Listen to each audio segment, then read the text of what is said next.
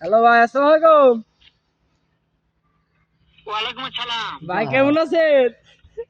হ্যাঁ ভালো আছি, তুমি কেমন আছো? আলহামদুলিল্লাহ ভালো। হ্যাঁ ভালো আছো না? হ্যাঁ, আচ্ছা তুমি কার সঙ্গে আছো? এই আমিন খার সাথে। ওই মাদার চোরের সঙ্গে? ওই মাদার চোরটা